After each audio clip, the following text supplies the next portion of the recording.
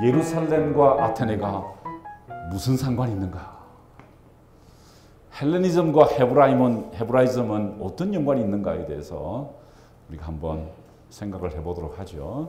예루살렘과 아테네가 무슨 상관이 있는가? 사실 서구 정신의 가장 핵심이죠. 가장 핵심입니다. 그런데 여러분, 이 예루살렘과 아테네, 그러니까 헬레니즘과 헤브라이즘 사이에 누가 있을까요? 플라톤이 있다는 것을 오늘 제가 여러분께 증명해 드리겠습니다. 왜 우리 재단 이름이 플라톤 아카데미인가에 대해서 아마 저 교수님이 왜 우리 재단 이름을 플라톤 아카데미로 했을까라는 것에 대해서 얼추 짐작이 되는 그런 시간이 될 겁니다. 여기가 어디냐면요, 제라시라는 곳입니다. 요르단에 있는 도시입니다. 하드리아누스 황제의 계승문입니다. 하드리아누스는 여러분 잘 아는 대로, 잘 모르겠지만 오현제의 세 번째 황제죠. 로마의 가장 위대했던 황제죠. 하드리아누스 황제의 계승문입니다. 그 황제의 방문을 기념해서 129년 기원 후에 만들어진 건물이에요. 여기 제 아들하고 제가 이 유적지를 보고 있어요. 멋진 유적지입니다. 나도 깜짝 놀랐어요. 왜 놀랐냐면은 설마 이곳에서 이런 유적지를 보리라고는 상상을 하지 못했어요. 여기가 어디냐면은 제라시 여러분 처음 들어보죠, 그죠? 이 거대한 이 로마 열주의 이 로만 가도의 이 그리스 여기 있는 이 아르테미스 신전은요, 축구장 한 3배 정도의 크기예요. 엄청나게 큰 신전이 있었는데 알렉산드로스 대왕이 건설한 도시입니다. 그리고 로마 제국 시대에는 데카폴리스라는 이름으로 불렸던 도시 중에 하나의 10도시 중에 한 도시였어요. 여기가 어디 있느냐? 성경에 나오는 이야기예요. 자, 보십시오.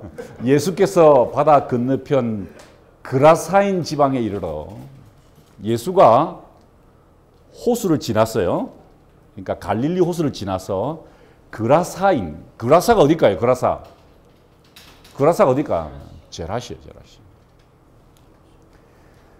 배에서 나오심에 더러운 귀신 들린 사람이 나왔다는 거예요. 그런데 이 사람들이 예수를 알아보고 하나님의 아들 예수여, 나와 무슨 상관이 있습니까? 라고 했더니 예수가 물었어요. 너 이름이 뭐야? 그랬더니 내 이름은 군대입니다. 리전이라는 거예요. 리전. 어느 나라 군대일까요? 로마 군대를 뭐라 그래? 리전이라 그래요. 리전. 로마 군대 귀신 들렸다는 거예요. 로마 문명권에 있는 사람들이라는 겁니다. 이에 간과하여 이르되 우리를 돼지에게로 보내어 들어가게 하소서. 귀신 들렸는데 이 귀신이 돼지에게 나가라 하는 게, 돼지는 뭐예요? 뭔가 좀 잘못된 상태죠, 그죠? 그 상태로 나가게 해달라라고 이야기를 해요. 그랬는데 옆에 보니까 마침 2,000마리의 돼지가 지나가고 있어. 그래서 그 돼지에게 귀신을 집어넣어 버려요.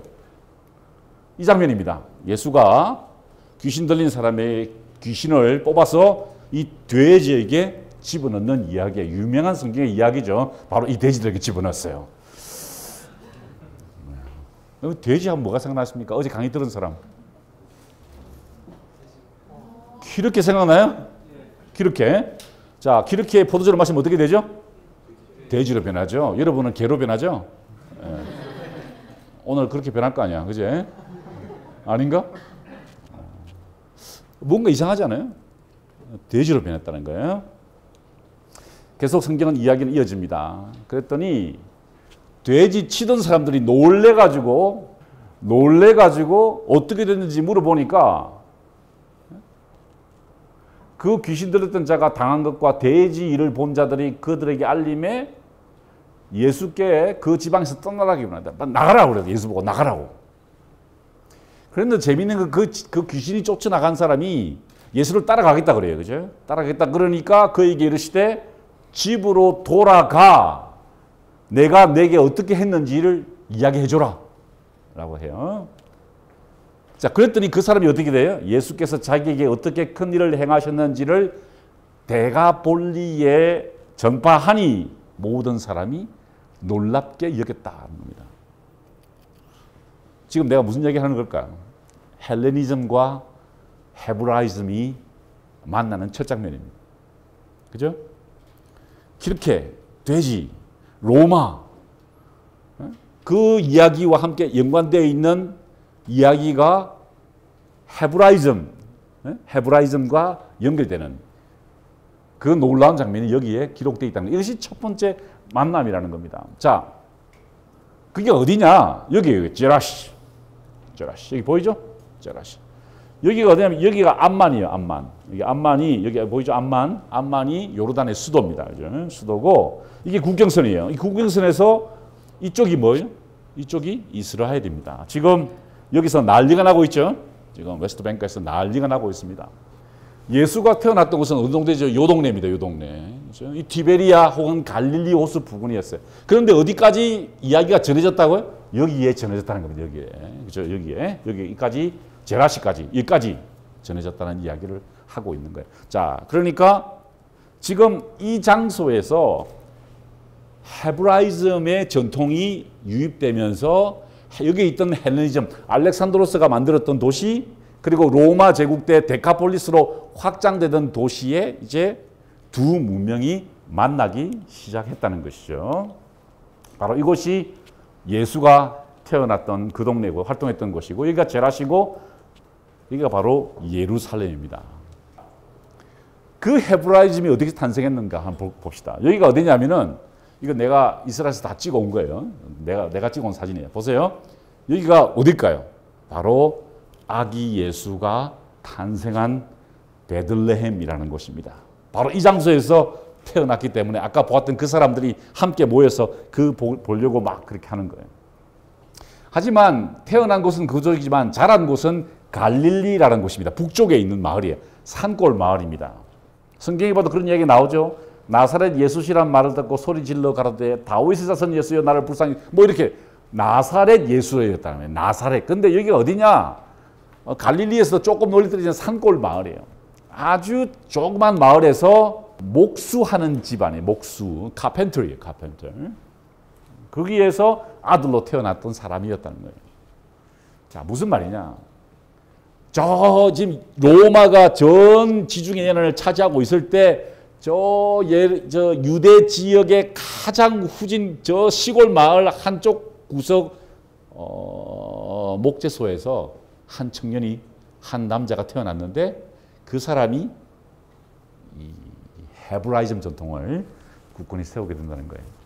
많은 사람들이 그런 얘기를 하죠. 종교는 약자들이 이 자신에게 닥친 시련과 어떤 어려움을 극복하기 힘들 때 이렇게 어떤 무엇을 투사해서 믿는 그런 민중의 아편이라고 생각을 하죠.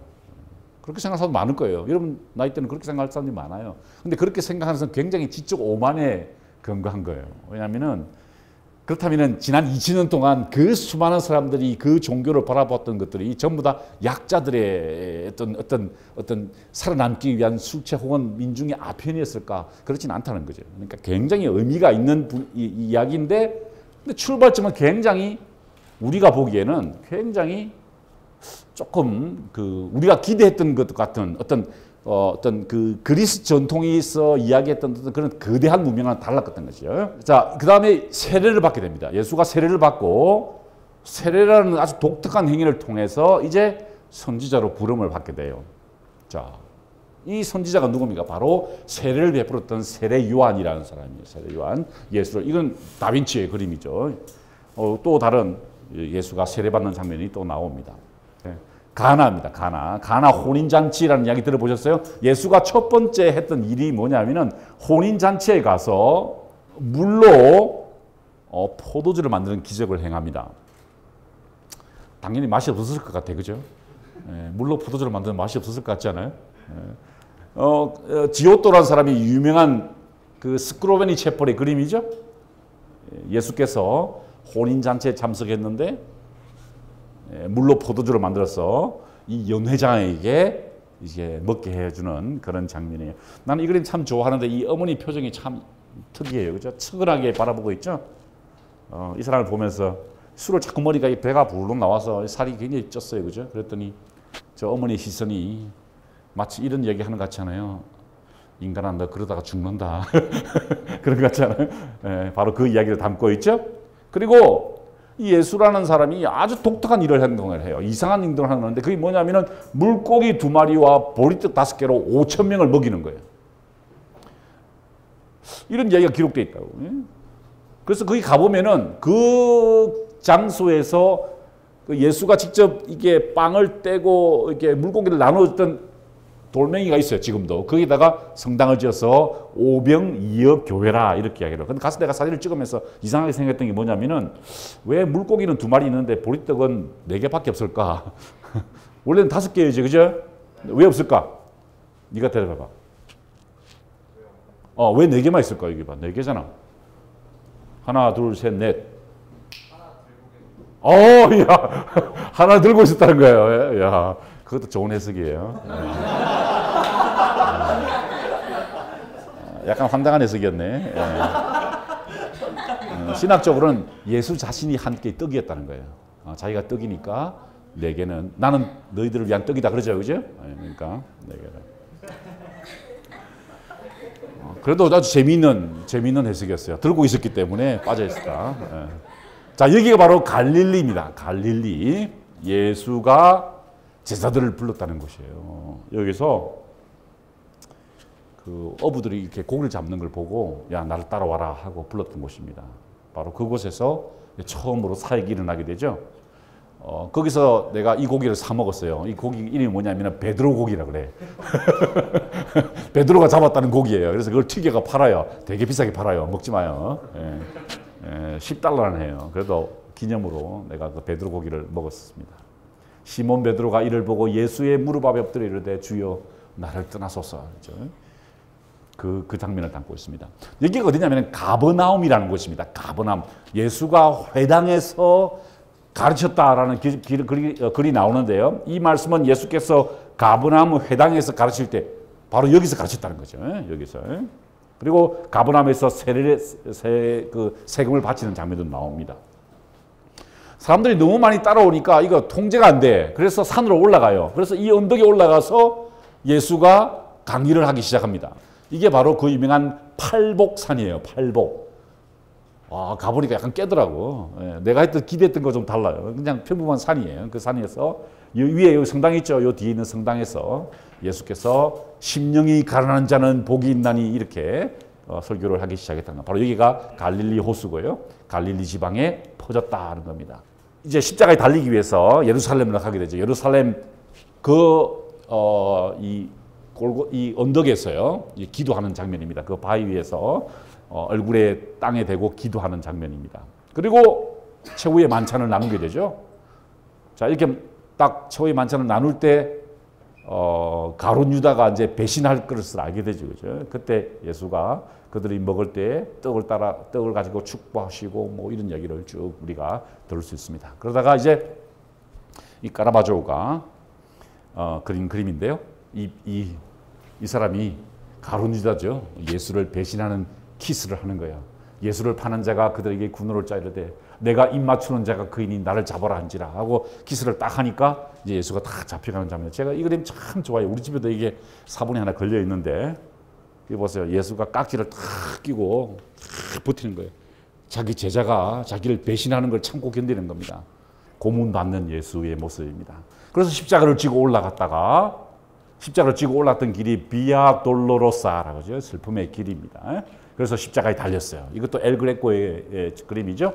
바로 여기서 지금은 그 골고다라는 곳에 건물이 서 있어요. 예수의 십자가. 그리고 예수의 시신을 내려다가 여기서 닦았어요. 시신을.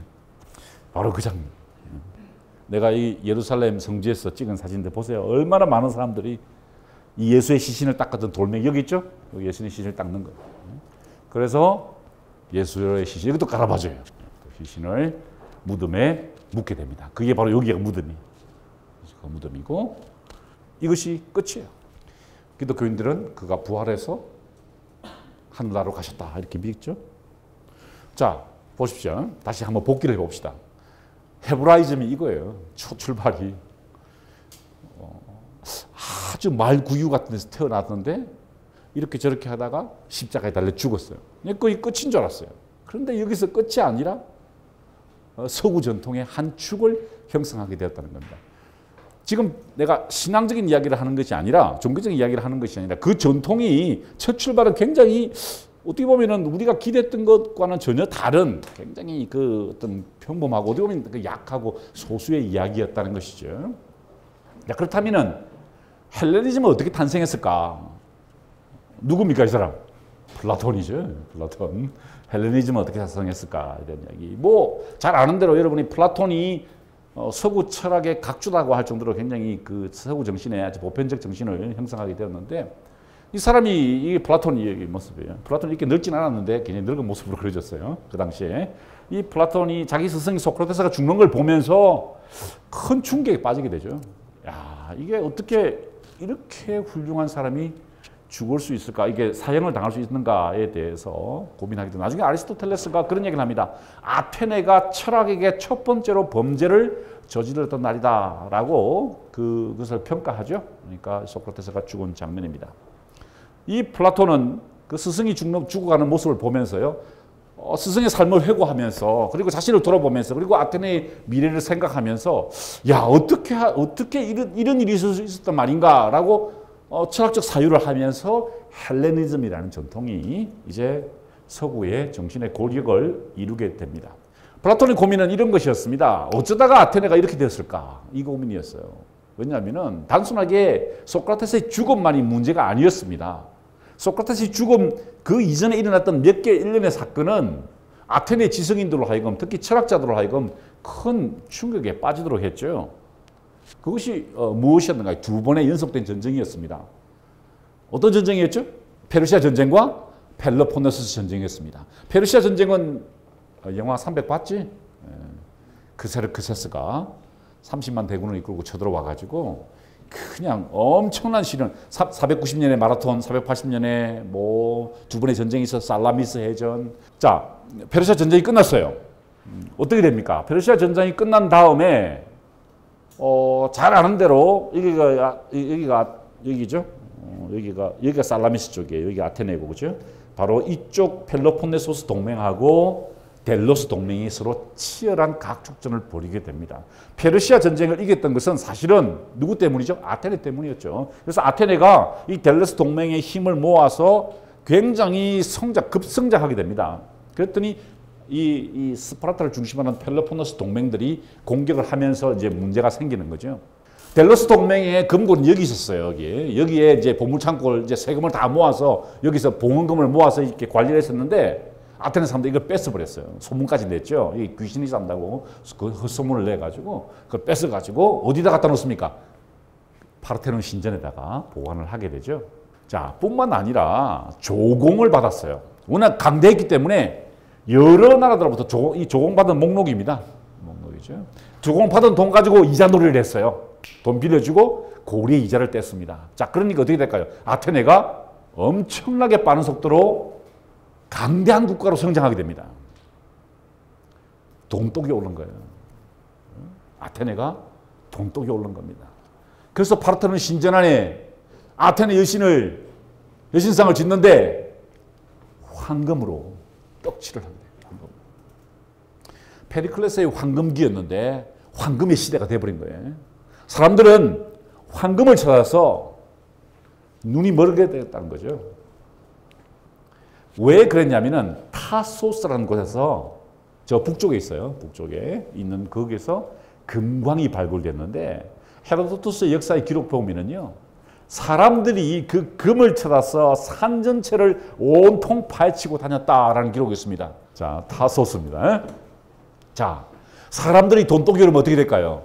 이건요, 아테네 이야기 아니야. 지금 대한민국 이야기야. 사람들이 돈독이 올랐지.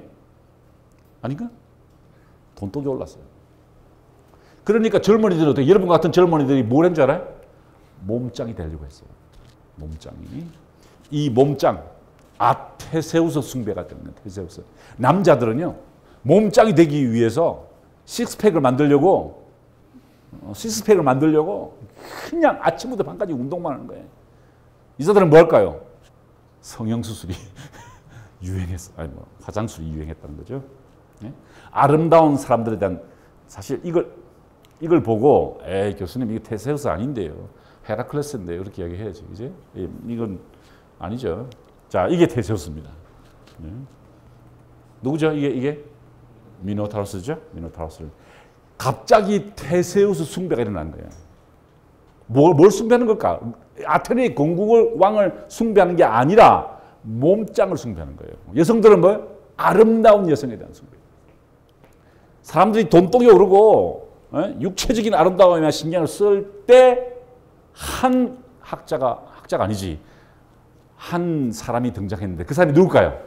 바로 소크라테스입니다. 소크라테스의 기도를 한번 들어볼래요?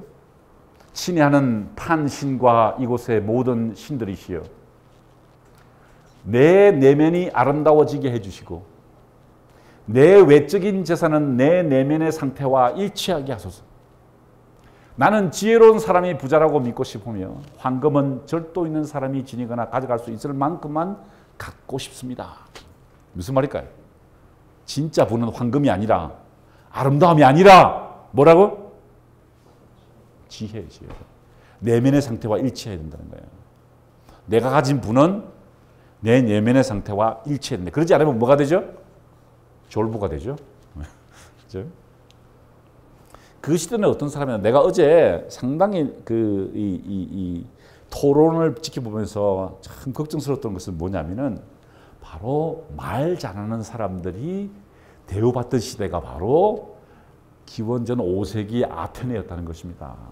말 잘하는 소피스트의 시대였어요. 얼마나 말을 잘해야 되느냐.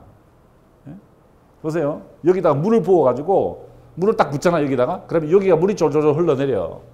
정확하게 딱 다 떨어지는 게 6분이야. 딱 6분. 6분에 말을 끝내야 돼. 정확하게 6분에 말을 끝내야 돼.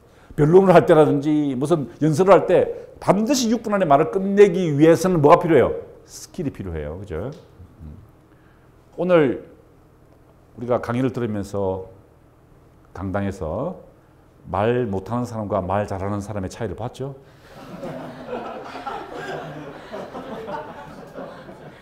확인했죠, 그죠? 그죠? 말 잘한다는 것은 쉬운 일이 아니에요. 하지만 말 자체를 잘한다는 것이 세상을 얼마나 혼미스럽게 만드는지 나는 여러분께 호소하고 싶어. 공부를 해서 말을 잘하고 사람들을 그냥 그렇게 한다고 해서 과연 그게 세상이 바뀌는 것일까? 여러분들이 오히려 세상을 더 만만하게 생각하고 세상을 후리는 도구로 사용되면 어떻게 할까? 가슴이 조마조마해. 아마 소크라테스 그런 생각을 했을 거예요. 말 잘하는 사람, 소피스트의 시대, 아름다운 여성, 신체가 시스페를 가진 남자들, 이런 사람들에 대한 가치가 하늘 찢었을 때 소크라테스가 등장했다는 거예요. 뭐라고 그랬죠? 캐묻지 않는 사람은 살 가치가 없다. 이게 뭡니까? 이게 바로 헬레니즘이에요. 캐묻지 않는 사람은 살 가치가 없다는 거예요. Unexamined life is not worth living이라는 거예요.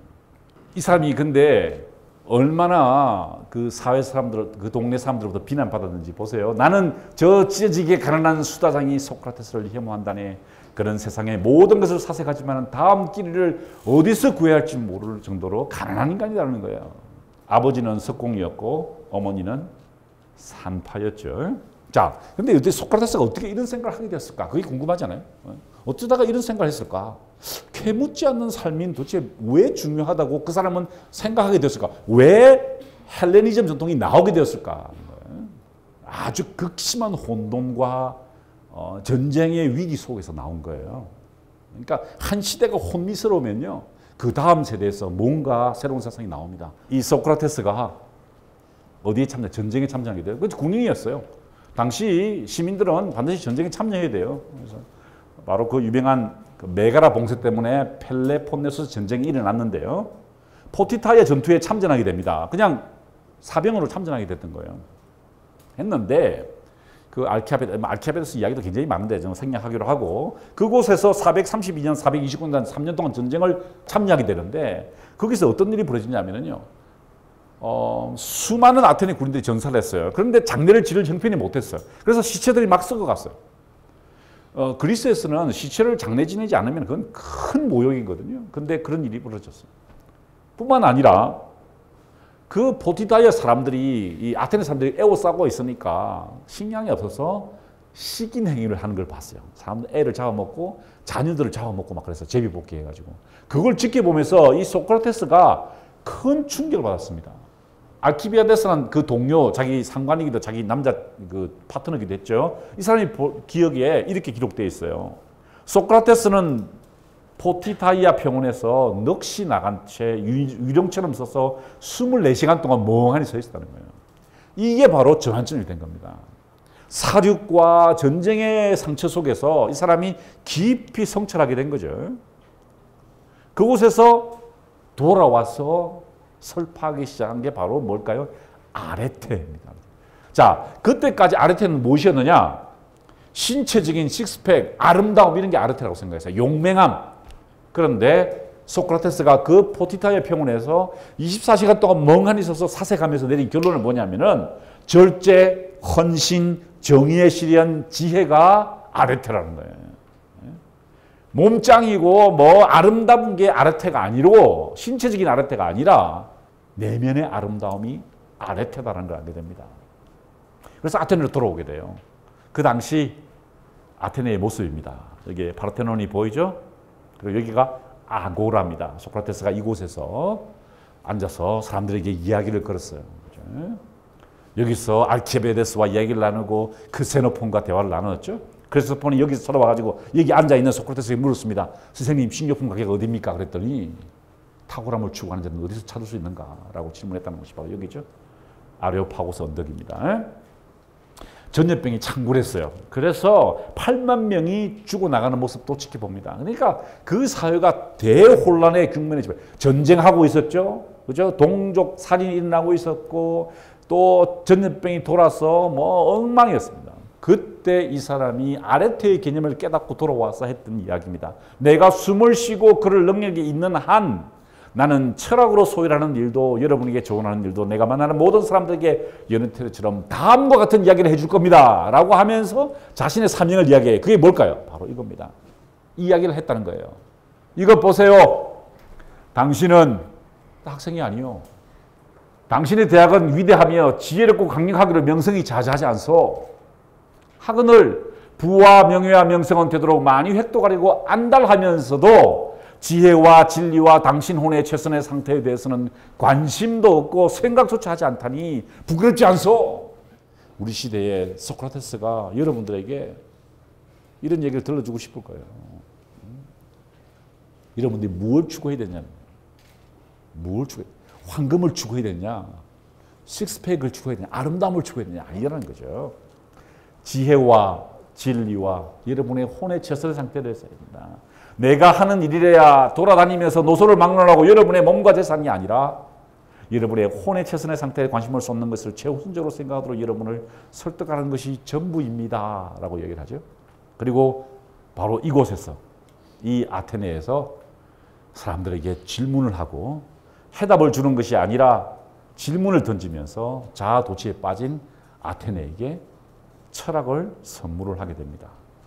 여기는 델포이죠. 이곳에서 자기 친구가 신탁을 받게 돼요. 자, 이 소크라테스는요, 아주 비난을 많이 받았습니다. 어떤 비난을 받았냐면은 아리스토파네스라는 그 희극 작가가 그냥 비아냥됐어요. 소크라테스에 대해서 특히 뭐 알키비아데스 같은 사람하고 크세노폰 같은 젊은이들하고 다니면서 동성연애자니 뭐 이러면서 그냥 비난을 했습니다. 사실 그런 관계가 아니었어요. 사실 알키비아데스라는 젊은이가 싹 접근을 했습니다. 그때 소크라테스는 탁 손을 이러지 말라고 그래요. 내가 원하는 건 이게 아니다. 어? 그 장면이 나와요. 향연에 보면은. 근데 엄청난 비난을 받습니다. 소크라테스를 비난하는 거예요. 그런데 소크라테스가 어떻게 한 줄 아십니까? 아시다시피 아테네는 연극장이 있죠. 그죠? 밤마다 봄 되면은요, 희극과 비극 경연대회를 합니다. 그런데 소크라테스를 풍자하는 구름이라는 연극, 소크라테스를 비꼬는 거예요. 처음부터 끝까지. 그런데 소크라테스가 나타나서 그 위에 다 앉아 있어요.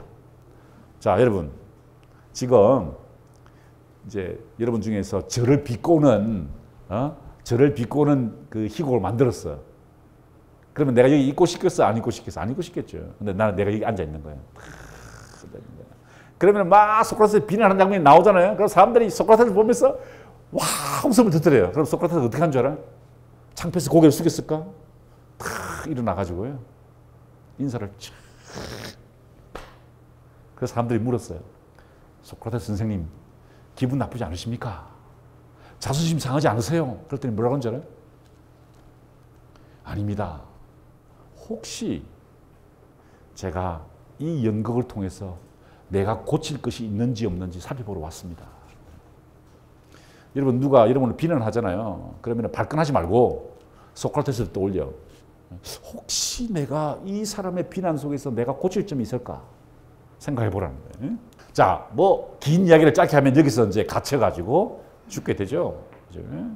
소크라테스가 독배를 들고 아테네에 의해서 타살당하는 장면입니다. 자, 이게 바로 소크라테스의 마지막 장면입니다. 자, 이쯤 하면은 무엇인가 헬레니즘과 헤브라이즘 사이에 어떤 유사점이 있다는 생각이 들지 않으십니까? 어떤 유사점이 있어? 힌트. 헬레니즘과 헤브라이즘에 어떤 유사점이 있지 않아요? 죽음. 이 죽음을 지켜보던 플라톤이 의문을 가졌던 거죠. 야, 어쩌다가 이렇게 됐을까? 왜 우리나라는 이렇게 동족 상잔의 전쟁을 계속 치러야만 하고 사람들은 서로 죽이고 이거 말도 안 되는 이런 훌륭한 철학자를 우리가 죽여야만 했는가 고민을 하게 되죠. 그래서 26살 때 사형을 받자 떠납니다. 떠나서 이집트, 이탈리아, 시칠리아를 쭉 돌아다닙니다. 사실 여러분이 해야 될 것도 지금 이런 거예요. 떠나는 겁니다. 떠나는 거예요. 여러분 나이는 떠나야 돼요. 여러분이 속한 공동체에서 떠나가지고 혼자서 방랑해봐야 돼요. 그리고 돌아와서 아카데미아라는 것을 설치하죠. 이게 뭐입니까? 플라톤 아카데미죠. 자, 그곳에서 이곳이 바로 플라톤 아카데미입니다. 그곳에서 총 25편 정도의 책을 쓰게 되는 게 그의 삶이었죠. 그래서 여기서 서구의 전통이 퍼져 나가게 됩니다. 자, 그런데 그런 일이 있고 난 다음에 기원 후 160년부터 225년, 그러니까 약 3세기 초반에 살았던 한 신학자가 나왔어요. 테르툴리아누스라고 그러고 영어로는 테툴리안이라고 하는 사람인데 이 사람이 아주 이상적인 이야기를 합니다. 예루살렘과 아테네가 무슨 상관이 있느냐? 무슨 말이죠? 예루살렘 뭡니까? 헤브라이즘이죠. 아테네는 뭐죠? 헬레니즘이에요. 이 두 사이에 무슨 상관이 있느냐? 라는 질문을 던집니다. 바로 이 책이죠. 변정론이라는 책인데요. 여기에서 이런 이야기를 합니다. 오 영혼이여, 거기 멈춰 그대의 참모습을 보이게나. 그들을 부르는 나는 학교에서 교육을 받고 도서관에서 교양을 쌓거나 아테네의 아카데미아와 주랑회관, 뭐죠? 스토아 철학이라는 거예요. 스토아 철학의 가르침을 들은 사람이 아니라네. 그런 사람들은 그저 자신의 지혜로움을 드러낼 뿐이지. 나는 그대와 말을 하려 하네. 단순하고 조야하며 교양이 없고 배우지 못한 그대와 아무 꿈이 없는 평소의 모습, 거리와 길과 일터에서 흔히 볼 수 있는 순수한 모습이 그대일지니 라고 하면서 예루살렘은 조야하고 단순하고 교양이 없는 평범한 사람들을 위한 이야기가 아니냐라는 이야기를 하는 거예요. 헬레니즘은 우리 어제 강대진 박사께서 그런 얘기를 했죠. 그리스의 신은 귀족들의 신이다 이런 얘기 표현을 했죠. 아주 흥미로운 관찰이죠, 그죠? 아주 흥미로운 관찰이에요, 그죠? 그런데 이 헤브라이즘의 신은 조야하고 단순하고 교양 없는 평범한 사람들의 어떤 사람들의 한 부분을 형성하는 게 아니냐라는 이야기를 해요. 그 이야기를 했던 것을 보충하면서 뒤집은 사람이 누구냐? 바로 어거스틴이라는 사람인 겁니다. 그 중에 왜 어거스틴의 고백록이 들어가야 되느냐? 서구 정신의 가장 핵심적인 얘기, 종교적인 이유가 아니에요. 서구 정신의 핵심이 여기 들어있다는 겁니다. 제가 그것을 빨리 리뷰를 하도록 할게요. 자, 이 책이 왜 중요하냐? 우리 어제 토론했죠, 그죠? 저를 보고 비웃으라고 하십시오. 나는 당신을 찬양하기 위하여 나의 부끄러움을 고백합니다. 처음으로 고백, 부끄러운 고백으로 자신의 이야기를 들려준다는 거예요. 근데 참 우리 어제는 우리가 자세하게 안 읽어봤지만 내가 어릴 때 배우던 그리스 공부를 왜 그렇게 싫어했는지 이상하죠? 그리스가 싫었다는 거예요. 자, 그 다음에 더 흥미로운 것이 이겁니다. 아에네아스의 표류기를 강제로 암기하도록 했고 자기 어릴 때 공부를 했는데 어떤 책을 읽었다는 거예요? 아이네이드를 읽었다는 거예요. 왜요? 로마 건국 이야기를 읽었다는 겁니다. 무슨 말이냐면은 자기가 어릴 때 그리스와 로마 공부를 했다는 거죠. 그죠? 라틴어라는 겁니다. 그런데 내가 공부를 했음에도 불구하고 나는 당신을 사랑하지 않고 멀리 떠나 엄탕한 생활을 했다. 어제 우리 공부했던 거예요. 그죠? 이런 상황에 대해서. 그러니까 자기 삶에 대해서는 내가 타락된 삶을 하는데 그것을 슬퍼하지 않고 아이네이드에 나오는 슬픈 이야기를 보면서 슬퍼했다는 거예요. 디도가 자살하는 이야기가 나오죠. 그죠? 카르타고에서 디도가 자살한 장면. 그걸 보고 슬퍼했는데 사실은 내 자신에 대해서 슬퍼하지 않고 그 책의 내용에서 슬퍼했다는 거예요. 그래서 아이네아스의 표류기 따위는 읽지 않기로 했다는 겁니다.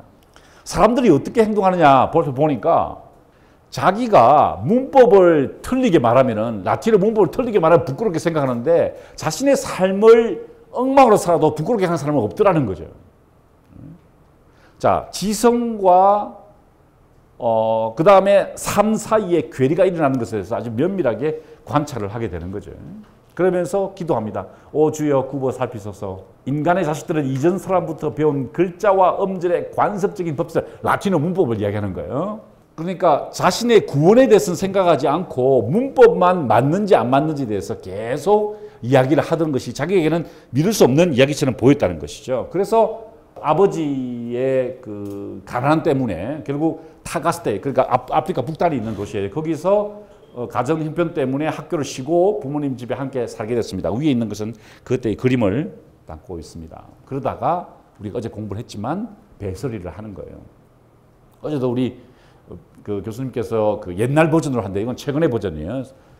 내가 도둑질을 하게 된 것은 배가 고파서도 아니고 궁핍해서도 아니고 다만 착한 일을 무시하고 싶어서 한 것입니다.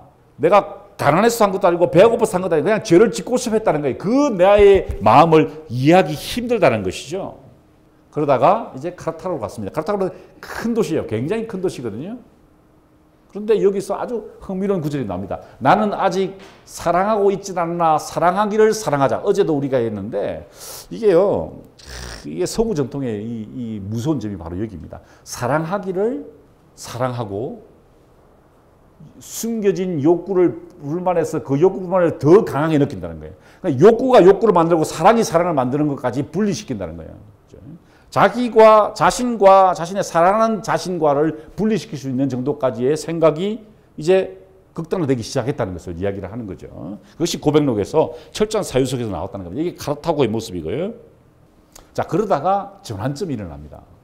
자, 보십시오. 지금까지는 우리가 어떻게 봤냐면은 헬레니즘 전통이 있고 헤브라이즘 전통이 있어요. 그죠? 근데 두 개가 따로 가고 있었는데 이 어거스틴이라는 사람이 처음에 헬레니즘 공부를 했어요. 근데 별로 재미가 없어. 왜 모순적으로 보여? 왜 내 삶하고는 전혀 괴리가 일어나고 있으니까 아닌 것 같아서. 그런데 로마의 철학자 키케로의 호르텐시우스라는 책을 읽어보니까 이야 이게 내가 살아갈 길이구나 라고 깨닫게 됩니다. 나의 마음은 이제 불멸의 지혜를 추구하려는 욕구로 가득 차 나는 당신에게로 돌아가기 위해 일어섰습니다. 자, 뭔가요? 철학이 키케로의 호르텐시우스가 신앙심을 더 고양하기 위한 새로운 깨달음을 위한 어떤 일어남의 도구가 되었다는 거예요. 계기가 되었다는 것이죠.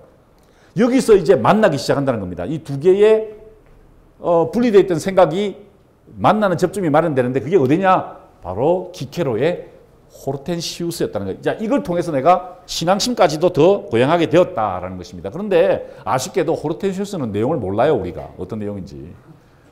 책이 없어요.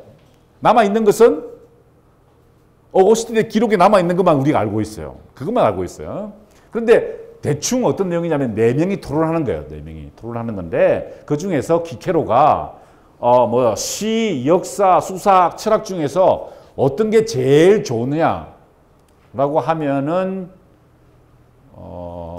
각자 자기 전공에 따라 그지. 해수는 역사가 좋겠다 그러지. 그렇지. 역사 전공이니까. 뭐 시를 좋아하는 사람은 뭐 우리 아까 교수님들 같은 경우에는 시를 좋아하실 거예요. 그죠? 어떤 사람은 수사학, 그다음 철학을 이야기할 거예요. 그런데 키케로는 철학이 유용하다는 거예요. 비판적 성찰이 중요하다는 걸 이야기했겠죠. 그러니까 이게 철학이 그러니까 그레코 로만의 철학이 내 신앙심을 위해서 도움이 되겠구나라고 생각하게 된 거예요. 여기서 이제 접점이 마련됐다는 것을 알 수 있죠. 나는 키케로가 말하는 그 권위를 좋아한 나머지 그 책의 가르침을 따라 이 학파 저 학파를 초월하여 지혜 자체를 사랑하고 탐구하며 소유하고 포옹하고자 일어섰다는 표현. 이 표현이 진짜 의미심장한 표현이에요. 일어섰다는 거예요. 내가 이제 어른이 되었다 이 말이죠. 일어섰다는 말은 이제 일어서서 어른이 되어서 사유하기 시작했다는 것입니다. 그래서 지혜로의 갈망이 불타고 있었는데 한 가지 약점은 거기에 예수 그리스도라는 이름이 없었다는 거죠. 물론 없죠. 키케로는 몰랐으니까 당연히 없을 수밖에 없었겠죠. 그러다가 마니교의 유혹에 빠집니다. 마니교는요, 굉장히 아주 영향력이 컸던 그런 사상 체계였어요. 우리가 뭐 마니교 하면은 굉장히 동방에서 나온 페르시아에서 나온 굉장히 이교도적인 그런 것 같은데 사실은 저 위에 펠라기우스까지 영향을 미치는데 저 영국까지 올라가요. 영국까지 올라가서 큰 영향을 미치고 중국에도 마니교도들이 끝까지 오게 됩니다. 나중에 사실은 그 마니교의 영향이 일본에까지 전해졌다는 기록이 있어요. 그러니까 굉장히 큰 사상 체계였는데 어거스틴은 여기에서 선악 이론에 빠졌다가 다시 이제 그의 모순을 발견하게 되죠. 그때 이분이 벌써 교수였어요. 수사학을 가르치는 교수였는데 말을 잘하고 또 뭐 재주를 팔고 있었는데 주여 당신은 이미 이 미끄러운 길에서 넘어지는 저를 멀리서 보고 있었습니다. 제가 이 구절을 참 좋아해요. 제가 앞에서 사람들 앞에서 이야기를 많이 하잖아요. 그죠? 지난주 스케줄을 봐요. 복잡하잖아요. 근데 뭐지? 나는 지금 서서히 미끄러지고 있는 거예요. 서서히 내가 미끄러지고 있다는 걸 느껴요. 그러니까 어떻게 보면은 이런 책은 우리 모두에게 자신을 돌아보게 만드는 그런 강력한 힘이 있다는 거예요. 여자친구가 있었는데 그 여자는 결혼한 사이가 아니었어요. 그런데 애까지 놓고 자신의 정욕을 찾아서 자기는 분명히 자기가 수사 교수를 하고 있는데 밖에서 보이는 자신의 삶과 자신의 속 사람의 모습하고는 차이가 계속 났다는 것입니다. 그 이야기를 얘기합니다. 그래서 여러 가지 뭐 점성술에도 빠져보고 친구가 죽었는데 그게 애도하면서 또 충격을 받기도 하고 아리스토텔레스가 접근하게 됩니다. 근데 아리스토텔레스는 약간 아니다고 생각하게 돼요. 왜냐하면 그 신 해석이 좀 틀렸다고 생각했습니다. 그래서 로마로 떠나게 됩니다. 카르타고에서 북아프리카에서 이제 로마로 떠나게 돼요. 왜냐하면 거기에 더 많은 보수를 준다고 했기 때문에 그래서 이제 떠나게 되었습니다. 그곳의 학생들은 더 조용히 공부하고 있고 엄격한 규율 밑에서 잘 통제되고 있다고 들었기 때문입니다. 야, 나도 이런 데를 찾고 다니고 있어요. 이렇게 잘 학생들이 잘 경청하고 또 엄격한 규율 밑에서 잘 통제되고 있는 그런 것을 찾아서 이 사람이 이제 떠나게 되었다는 거예요. 로마로 이제 가게 되었다는 것입니다. 이제 본격적으로 로마 문화권에 들어갔더니 그런데 어머니가 가지 말라고 그래요. 그런데 할 수 없이 어머니를 떼어놓고 이제 떠나게 됩니다. 떠나서 로마로 가게 되는데 로마에서 벌써 보십시오. 교수가 되어서 가르치고 있어요. 그때 누구를 만났느냐? 아카데미아파입니다. 누구죠?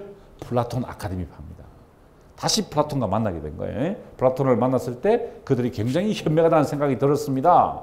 그들의 주장은 우리는 모든 것을 의심해야 하고 인간은 진리를 확실히 파악할 수 있는 능력을 가지고 있지 않다는 회의론이었어요. 회의론. 회의학파들이 굉장히 득세하던 그 시대였기 때문에 거기에서 이거 어떻게 생각하냐면 이런 거예요. 내가 분명히 생각을 알고 있으면서 내 삶이 그렇게 따라가지 않는 것은 결국 내가 진리를 잘못 파는 것이 아니냐라고 하는 그 아카데미파의 생각을 받아들일 만큼 자신의 철학을 이렇게 길을 헤쳐나갔다는 그 이야기를 하고 있는 것이죠. 그러다가 다시 떠납니다. 로마를. 왜 떠나느냐? 대부분의 로마 학생들은 교사에게 보수를 주지 않으려고 작당을 해서 다른 교사에게 갑을 했어요. 이거 참 교수들에게는 난감한 상태죠. 그죠? 로마에서는요, 이 학생들이 교수를 부르는 거예요. 학생들이 교수를 불러가지고 강의를 들어보고 강의를 잘하면 돈을 줘요. 잘 못하면은 쫓아내버려요. 그게 바로 로마식이에요. 프랑스식은 달랐어요. 프랑스식은 교수들이 학생들을 모집하는 거예요. 모집해가지고 이렇게 가르치고 이렇게 하는 거죠. 그러니까 이 파가 달랐죠. 나는 프랑스파를 더 좋아해요. 교수와 주도권을 지는 그런 것이 로마였습니다. 근데 떠나서 밀라노로 가게 되죠. 밀라노로부터 초청이 와서 이제 가게 되는데 거기서 암브로시우스라는 대주교를 만납니다. 그 사람의 설교가 굉장히 인상적이었다는 거예요. 이제. 자, 그런데 거기에서 이제 황제가 로마로 왔어요. 왜냐하면 황제는 당시 로마에 있지 않고 북쪽에 와 있어요. 라벤나 아니면 저쪽에 밀라노 쪽에 있었거든. 그때 이렇게 얘기합니다. 나는 정말 불행했습니다. 당신은 어느 날 내가 얼마나 불행한지를 깊이 느끼도록 해주셨습니다. 황제를 위한 찬양하는 연설문을 자기가 썼다는 거예요. 근데 거짓말이었어요. 거짓말이에요. 그런데 그 이야기를 듣는 사람들은 박수를 막 쳤다는 거야. 왜? 내가 분명히 거짓말하고 있었는데 그거 내가 거짓말하고 있는 걸 알면서도 사람들 박수를 쳤다는 거야. 왜? 황제이기 때문에. 근데 그걸 하고 난 다음에 기분이 울적했어요. 지나가는데 밀라노에 한 거지가 있는데 너무나 행복한 모습을 하고 있는 걸 보면서 야, 그가 참 나보다 낫구나. 그가 소유했던 행복은 진짜 행복은 아니지만 하지만 내 욕심이 찾고 있었던 행복은 훨씬 더 거짓된 것이다 라고 스스로를 돌아보게 된 겁니다. 돌아보면서 이제 서서히 진짜 깨달음을 향해 가게 되죠. 그러면서 여기서 플라톤을 또 이제 본격적으로 만나게 됩니다. 당신은 라틴어로 번역된 몇 군의 플라톤주의 철학 서적을 어떤 사람을 통해 내게 주셨습니다. 참 재미있죠? 하나님이 내게 라틴어로 책을 줬다는 거예요. 누구 책을? 플라톤에 대한 책을 줬다는 거죠. 나는 이 책을 통해 나 자신 안으로 들어가려는 권고를 받고, 그러니까 철학을 통해서 헬레니즘을 통해서 헤브라이즘의 길이 발견되었다는 겁니다. 합쳐지는 만남이 일어났다는 거죠. 당신의 인도하심을 따라 내 영혼 안으로 깊숙이 들어가게 되었습니다. 라고 얘기를 하죠. 그래서 그 철학을 바탕으로 탐구한 결과 내가 알게 된 것은 악이란 어떤 실체가 아니라 어제 우리 배웠던 거죠. 결례라는 겁니다. 선의 결례가 악이라는 것을 배우게 되었다는 것입니다. 되게 중요한 구절이에요. 나는 그때 플라톤주의자들의 책을 읽고 그 비물질적인 영적인 진리를 추구해야 한다는 것을 알게 되었습니다. 흥미로운 것은 플라톤의 영적인 비물질적인 사유를 통해서 헤브라이즘의 접점이 마련되었다는 것을 이야기를 하고 있는 거죠. 하지만 나는 지적 오만에 사로잡혀 있었다는 겁니다. 내가 그것을 알지만 내 삶은 여전히 지적 오만에 사로잡혀 있어서 참 안타까웠는데 내가 성서를 이해하기 위해서는 이런 플라톤 책을 읽어야 한다는 것을 알게 되었다는 거죠. 그러나 나는 나의 무지를 슬퍼하기보다는 오히려 지식의 교만으로 부풀어 있었습니다. 겸손의 기반이 되는 예수 그리스도의 사랑이 내게 있었습니까? 혹시 그런 플라톤주의자의 책이 나에게 이런 겸손의 사랑을 가르친 적이 있습니까? 물론 있죠.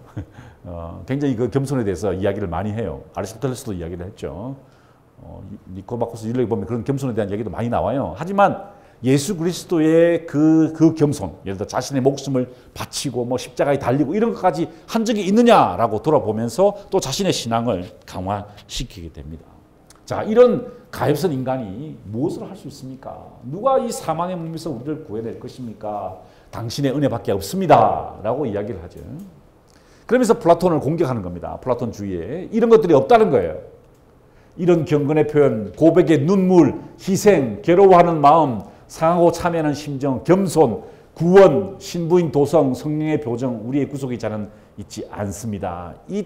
그런 책에는 수고하고 무거운 짐진 자라 다 내게로 이런 이야기는 없다는 거예요. 그런 얘기는 없었다. 그러면서 자신의 신앙을 더 강화합니다. 그러다가 우리가 어제도 보았던 그 유명한 톨레렉의 이야기가 이제 펼쳐지는 거죠. 당신이 하는 일을 생각하면서 두려워떨고 있었어요. 근데 친구가 하나 찾아왔습니다. 암브로시우스가 죽은 다음에 밀라노의 대주가 되었던 심플리키아누스라는 사람이 와가지고 이야기를 들려줘요. 그 이야기를 듣고 굉장히 당황하게 됩니다. 어떤 이야기를 들려주냐면은 안토니우스라는 수도사 이야기를 해. 굉장히 무식하고 가난한 사람이었는데 모든 것을 버리고 사막으로 가서 수도 생활을 하는 그 사람의 이야기였어요. 여기가 어디냐면 성 카트리나 수도원입니다. 시내산에 있는 곳인데요. 시내 반도에 있는 곳인데 진짜 아무것도 없는 곳에 이렇게 성을 쌓아놓고 이곳에서 혼자서 언둔하는 사람들의 모습이 지금도 있어요. 제가 가서 찍은 사진인데 지금도 그런 사람들이 있는데 그 사람들의 모습을 보면서 야, 나도 저렇게 삶을 살아야 되는데 나는 왜 그렇게 하지 못할까라는 고민에 빠지게 됩니다.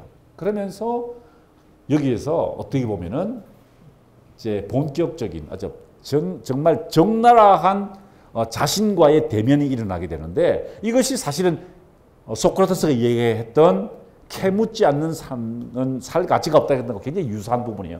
당신은 나 자신으로 돌아가 자기 성찰을 하도록 하셨습니다.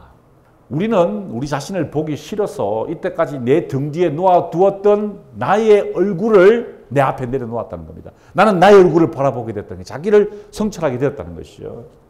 그리하여 내가 얼마나 보기 흉하고 비뚤어지고 더럽고 얽었고 종기투성인지를 보게 했다는 겁니다. 자신의 내면을 성찰하도록 했다는 거죠. 이것이 이제 마지막 단계에서의 합일점입니다. 그 합일점에서 그 성경에 대해서 해석을 하고 아까 어제도 보았던 이 톨레렉의 이야기죠.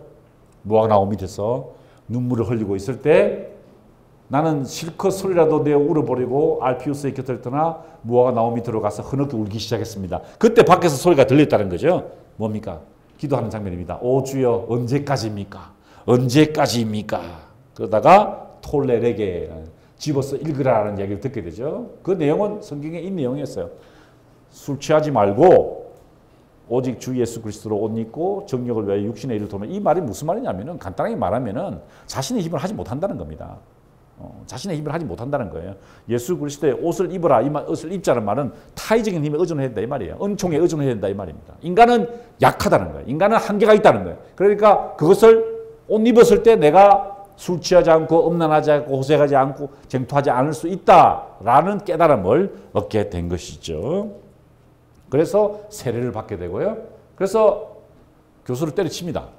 왜냐하면은 자신이 하는 말재주로 세상이 변하지 않는다는 걸 알았기 때문에 교수를 때려치려고 해요. 근데 당장 때려치면 학생들이 갈 데가 없으니까 조금씩 시간을 두었다가 이제 결국 이제 사임을 하게 되고 어머니와 함께 돌아갑니다. 저 로마에 가면 오스티아 항구라고 있어요. 이게 지금 그 다빈치 공항 있는 쪽인데 그곳에서 이제 떠나기 전에 어머니와 창문가에 앉아 있었습니다. 그 창문가에서 어머니가 마지막 헤어지는 이야기를 하죠. 아들아 이제 이 세상에서 누릴 즐거움이란 없다. 네가 이렇게 훌륭한 사람이 되었으니까 이제 내가 왜 얘기해야 될지 모르겠다라고 하고 이제 임종을 하게 되죠. 그래서 임종을 하게 됩니다. 자, 그게 끝인데요. 그런데 여러분 어제 우리 강근 교수님께서 이제 마지막 부분에서 약간 이 부분 얘기하지 않으셨는데 그런데 이제 이게 여기 끝이에요. 자, 어떻습니까? 이 사람이 처음에 대단한 철학적 사유를 하다가 조금 멀어졌다가 다시 철학적 사유를 통해서 신학으로 나아갔어요. 그러다가 진짜 헤브라이즘 전통을 진수를 만끽했습니다. 그래서 타인의 그 시대에 내가 완전히 의지해야 되겠다. 하나님의 은총을 기대해야겠다라고 깨달았어요. 그게 끝입니다. 그런데 끝부분에서 뭐라고 하느냐. 이 끝부분을 잘 봐야 돼요. 나는 당신께 내 슬픔을 낫게 어머니가 돌아가셨기 때문에 그런 거예요. 낫게 해달라고 힘껏 기도했다는 거예요. 그러나 당신은 내 기도를 들어주지 않았다는 겁니다. 슬픔은 떠나지 않았다는 거예요. 당신은 나로 하여금 인간 영혼이 진리의 말씀으로 양육된다 할지라도 습관이 힘이 얼마나 좌우되는지를 깨닫게 하셨다는 겁니다. 여러분 구원파가 왜 문제인지 알아요? 유병헌이 왜 문제죠? 그 사람의 주장이 뭐죠? 한번 구원받으면 끝이라는 거예요. 한번 구원받으면 이제 더 이상 뭐 죄도 안 짓고 뭐 문제 없다는 거예요. 그게 문제죠. 왜? 오거스틴 같은 사람도 뭐라고? 내가 구원을 받았어. 그런데 내가 기도를 했는데 기도가 안 이루어져. 뭘까요? 내 습관은 여전히 남아있다는 겁니다. 그죠? 우리 습관은 여전히 남아있다. 우리가 새로운 깨달음이 갔더라도 우리의 습관은 그대로 남아있다. 그래서 이제 목욕을 해요. 목욕이 뭐냐면 라틴어로 씻는다는 거거든요. 라틴어로 마음의 근심을 씻어낸다는 목욕을 해보았지만 고백합니다만 목욕을 해보아도 목욕을 하기 전에 느낌은 그대로 남아있었다는 겁니다. 그렇나요? 자, 자기가 어머니의 이런 그 슬픔을 읽기 위해서 목욕을 했는데 그때 그 이전의 기분은 그대로 남아있더라. 이게 끝이 부분이에요. 끝부분. 무슨 이야기를 하는 겁니까? 결국 다시 인간의 이야기로 돌아갔다는 것을 보여주죠. 다시 처음으로 돌아왔습니다. 예루살렘과 아테네가 무슨 상관이 있느냐. 예루살렘의 운동은 한 갈릴리 청년의 삶과 죽음의 이야기였어요. 로마 제국 변두리에서 일어났던 이야기였습니다. 그 다음에 아테네의 이야기는 아테네라는 도시국가에서 일어났던 소크라테스와 플라톤의 깨달음의 과정이었죠. 나라가 위기에 빠지고 사람들의 가치가 전도되었을 때 이렇게 해서는 안 된다. 정말 탁월함을 추구해야 된다. 아르테를 추구해야 된다. 그 아르테는 용맹함이나 육체의 강건함이 아니라 정신의 강건함이고 사유고 진리를 찾아가는 마음이다 라고 했던 것이었어요. 두 개씩 쭉 가다가 이것이 무슨 상관이냐는 질문을 했을 때 어거스틴이 나와가지고 이 둘을 붙였다가 뗐다, 붙였다 뗐다 하면서 헤브라이즘과 헬레니즘이 서구의 양대 정신으로 가도록 유도한 첫 번째 인물이었다는 겁니다. 그 어거스틴이 그러니까 고대에서 중세로 넘어가는 다리였죠. 그래서 어떤 사람은 고대의 마지막 인물이라고 하기도 하고 어떤 사람은 이 사람이 중세의 첫 번째 인물이다라고 하기도 하죠. 그러면서 이제 세상은 전이의 상태로 넘어갑니다. 그런데 하나 잊지 말 것은 자, 둘 다 죽음에 기초하고 있다는 겁니다. 예수의 희생, 그렇죠? 예수의 희생 그리고 소크라테스의 희생이라는 비슷한 모티브가 작동을 하고 있다는 거예요. 마지막 결론적으로 이야기를 한다면 이런 게 좀 사적으로 붙을 수 있을 것 같아요. 지금 한국 기독교의 그 뭐 신앙적인 이야기는 아닙니다만은 이제 비판적으로 성찰해 볼 때 문제가 뭐냐면은 그 너무나 철저하게 헤브라이즘 전통이 따르고 있어요. 그 헤브라이즘 전통에 너무 따르고 있다는 거예요. 사실은 기독교 그러니까 헤브라이즘은 헬레니즘과 결합하면서 세계 종교로 보편 종교로 확대될 수 있었다는 겁니다. 소크라테스의 죽음과 예수의 죽음이 유비적 관계를 이루면서 보편적 종교로서의 모습을 갖추었어요. 그런데 지금 우리 한국에서 보이는 기독교의 모습은 굉장히 너무 헤브라이즘 전통이 가 있어요. 그래서 헬레니즘적 전통, 인문주의적 전통에 대해서는 마치 이것이 기독교의 순수성을 해친다는 식으로 해석을 해요. 그래서 아예 이쪽을 인본주의라고 드러내는 작업을 해요. 근데 사실 그 인본주의는 신본주의라는 개념과 대치되는 것이지 인문주의와는 전혀 다른 거거든요. 근데 사람들은 그 인문주의와 인문학이라는 전통과 서구의 전통과 인본주의라는 그러니까 신본주의의 대칭 개념을 헷갈리면서 자꾸 그쪽을 도외시하는 중요하지 않게 생각하는 너무 인간적이라고 보는 게 있는데 사실은 그렇지 않다는 거죠. 왜? 어거스틴에 의해서 결합되었던 함께 만나게 되었던 헬레니즘과 헤브라이즘 전통이 서구의 정신이 축이 된 것을 보면은 이 둘은 충분히 호환 가능하다는 겁니다. 호환 가능하다는 거예요. 그 호환성을 무시해서는 안 된다는 거죠. 그 호환성이 무시될 때 어떻게 될까요? 우리는 독단성에 빠지게 됩니다. 그 독단성에 빠지는 어디서 볼 수 있어요? 지금 이스라엘의 모습에서 볼 수 있죠. 그죠? 굉장한 독단에 빠지게 됩니다. 왜? 자신들은 선민이다라고 믿는 그 헤브라이즘 전통이 어떻게 보면은 다른 사람들을 괴롭히게 됩니다. 그죠? 지금 일어나고 있는 일이 바로 그 문제죠. 자, 내가 여러분께 오늘 그 지난 시간에 했던 것을 오늘 오신 학생들을 위해서 다시 요약을 해주면서 제 생각을 조금 더 붙였어요. 뭘까요? 여러분들이 인문학 공부를 하는데 인문학 공부가 그 어떤 배타성을 기르는 혹은 여러분들의 생각이 어떤 독선에 혹은 선민에 빠지게 만드는 생각이 되어서는 안 된다. 여러분이 공부를 하고 사유를 했기 때문에 깊이 성찰하기 때문에 내가 남과 다르다라는 생각을 하는 것이 아니라 여기 보이는 것처럼 아테네의 위기와 그것을 타개하기 위해서 노력했던 소크라테스와 플라톤의 정신처럼 어떤 포괄성이라 그럴까요? 근데 그런 것을 지향해야 된다. 그렇지 않으면 여러분들은 자칫하면 뭐가 될까요? 똑똑한 괴물이 돼요. 그래서 굉장히 제가 우려하는 바가 바로 그 부분입니다. 내가 여러분들을 볼 때마다 야, 내가 뭐 알다시피 연세대학교 학생들 가르칠 때마다 그런 얘기를 자주 하는데 똑똑한 괴물이 돼서는 안 된다는 거예요. 세상을 섬기는 사람, 다른 사람을 위해서 봉사하는 사람 이 되었으면 좋겠다는 거예요. 우리 서암과 플라톤 아카데미 학생들이 이렇게 먼 곳에서 와서 태백에 있는 학생들에게 멘토링도 하고 봉사를 하는 모습을 볼 때 제가 너무나 감사해요. 제가 감사합니다. 제가 이 재단을 섬기고 이렇게 재단을 만들고 함께 이렇게 일을 꾸려 나가는 것도 사실은 여러분이 하는 그 모습들을 보면서 여러분들이 성장해 갈 모습을 보면서 가슴이 벅찼어요. 그러니까 우리들의 이 재단을 운영하는 사람들의 마음을 같이 잘 이해해 주시고 여러분과 함께 정말 배타적이지 않고 다른 사람들을 포괄하고 다른 사람들을 이끌어가는 미래의 인문학적 지도자들이 다 되시기를 바라고 제 강의를 마치도록 하겠습니다. 약속 시간보다 훨씬 많이 지나갔습니다. 미안합니다. 강의를 마치겠습니다.